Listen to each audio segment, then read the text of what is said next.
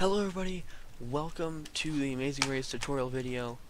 I released the first episode yesterday, and it was great. Thank you everybody for watching it, and commenting, and liking, and of course subscribing. I just wanted to release a tutorial video helping you understand exactly what the race markers do, what the specific little text blocks down there do. Just everything. Basically, I'll just be going through an entire race thing, showing you what everything means, how everything works. If you've already watched The Amazing Race, you probably don't need to see this, but if you haven't, please watch, just to understand a little bit better. So basically what you do is, on the race course, you'll run into this first. This is a regular marker with a route info inside of it. It'll say route info, 2, 3, 1, 2, whatever. What the 2 3s or whatever that is means is basically the first number represents the leg. So if it's on leg 2, it'll say 2 dash blank. If it's on leg 1, it'll say 1 dash blank. If it's on leg 8, it'll say 8 dash blank. The second number is the number of the clue that it is. So if it's the third roadblock on a leg, it'll say that leg and then dash 3. If it's the fourth, it'll say that leg dash 4. If it's the first, it'll say that leg dash 1. So that works with roadblocks, detours, everything. Most roadblocks and detours just have dash 1 because that's the only one on the leg. So they'll grab this clue, and then generally this is what you'll follow to find this.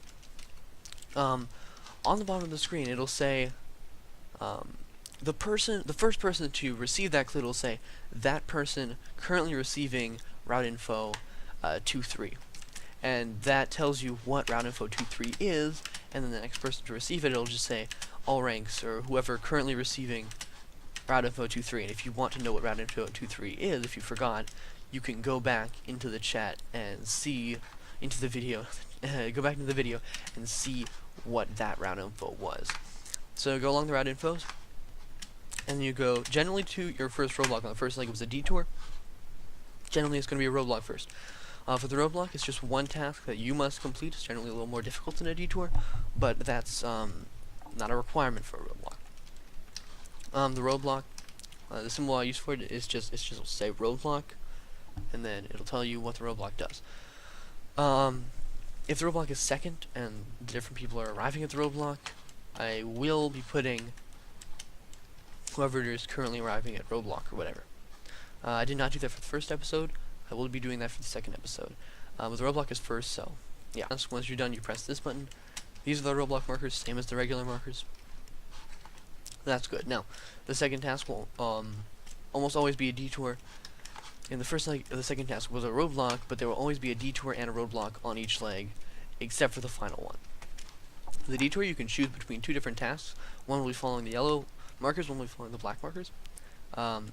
It just tasks, you can just choose between one or the other. Anyway, for the detour, it's pretty much the same as roadblock. I'll put something that says detour. The first person to arrive will just say detour, and then that clue, and then the next thing will say bunny arriving at the detour, and then you can go back in the video to see what the detour was if you don't remember already.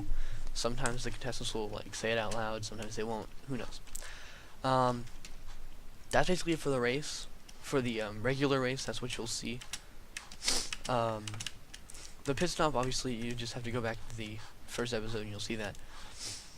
Oh, also this just shows you where you're supposed to look. So if it's a roadblock or a route info or even a detour, and there's a certain area where you should be looking, these will show you that. So if the roadblock is search for a chest inside a frozen pond, but if that was a route info, not a roadblock, then you would have to search for that frozen pond within these markers.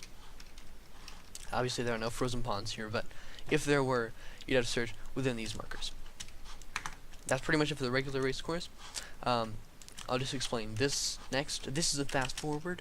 It will allow you to it's a task you must complete, and only one person can complete it, but it will allow that one person to bypass every other challenge on the race course. Yeah, that whoever gets it, they can't use it again during the entire race. So there are, I believe, 3 of these inside Season 1 and you can only use one of them throughout the entire race if you win it. You can try at all of them, but if you win it, if you win a fast forward, you can teleport to the end. You may only use that fast forward once.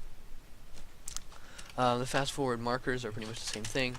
If there's a fast forward we have to search, then you can just go in here, and these will be what the markers look like. Same for the detour.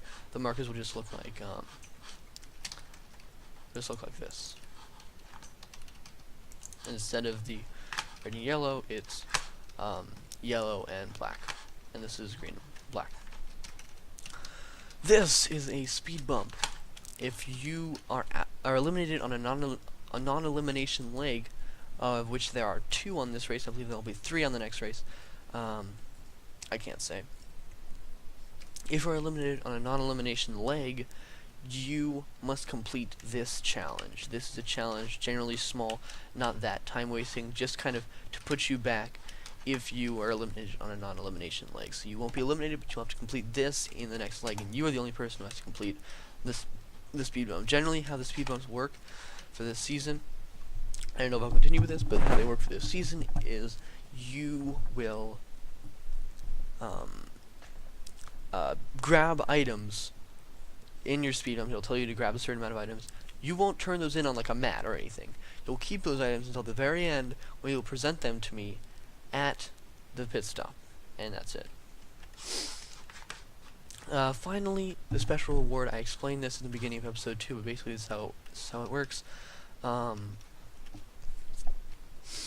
It's a U-turn. So along the race course, at some point there will be a in their clue it'll say reward. Search for this, or along this course there's a U-turn reward. There's a special reward, and then it'll tell them a hint of how to get it. This reward is a U-turn. So you are allowed to U-turn anyone on the race. After any detour, as long as you have this, you can U-turn anyone who has not yet completed the detour if you have once you have completed it. For those of you who don't know how the U-turn works, it basically means that the person you U-turn has to complete the other side of the detour. Generally, what will be here is 2 item frames. I don't know why there's not, but so whoever has the U-turn, they'll put it here as a slime ball. It should say U-turn on it, but it didn't here. And you put the person's head, who you want to U-turn, here. Every contestant's head will be in that chest. And that's basically then if they have not yet completed the detour, once they arrive at the U-turn marker, they will see their face. They'll have to complete the other side of the detour, and that's that. All right. Anyway, that is it. Unless I can think of something else and put it in later, but no, that's it. Thank you all for watching the first episode and for watching this tutorial video. Stay tuned for episode 2, coming out on Wednesday at 4 p.m. Eastern Time. Thank you for watching and subscribing and liking, commenting on the first episode. Please do so on this one as well. Anyway, thank you for watching. Goodbye.